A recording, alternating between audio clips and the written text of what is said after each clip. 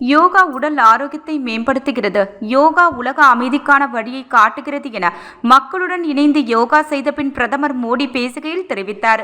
ஒவ்வொரு ஆண்டும் ஜூன் 21ஆம் தேதி சர்வதேச யோகா தினம் கொண்டாடப்படுகிறது. இந்தியா மட்டுமின்றி உலகின் பல்வேறு நாடுகளில் யோகா நிகழ்ச்சிகள் ஏற்பாடு செய்யப்பட்டுள்ளன. ஆந்திர மாநிலம் விசாகப்பட்டினத்தில் நடைபெற்ற பிரம்மாண்ட யோகா நிகழ்ச்சியில் பிரதமர் மோடி பங்கேற்றார். இந்த நிகழ்ச்சியில் 3 லட்சத்திற்கும் மேற்பட்டோர் பங்கேற்றனர். ஆர்கே கடற்கரையில் மக்களுடன் இணைந்து பிரதமர் மோடி யோகா செய்தார்.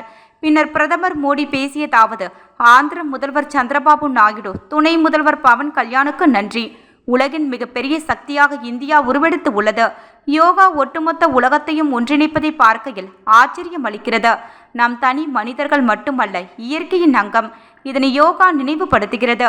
உலக மக்களின் அன்றாட அங்கமாக யோகா மாறி உள்ளது. யோகா உலக அமைதிக்கான வழியை காட்டுகிறது. மிகப்பெரிய மருத்துவ நிறுவனங்கள் கூட யோகா குறித்து தீவிர ஆராய்ச்சி செய்து வருகிறது. மன் கி பாத் நிகழ்ச்சியில் கூட உடல் பருமன் குறித்து பேசியுள்ளேன். எண்ணெய் பயன்பாடுகள் குறைக்க அறிவுறுத்தியுள்ளேன். யோகாவை நாம் ஒரு மக்கள் இயக்கமாக மாற்றுவோம். மனதை சமாதானப்படுத்த யோகா உதவுகிறது. மீண்டும் ஒருமுறை ஆந்திர மக்களுக்கும் யோகாவை மேற்கொள்வதற்கும் வாழ்த்துக்கள் தெரிவித்துக் கொள்கின்றேன். இவ்வாறு அவர் பேசினார்.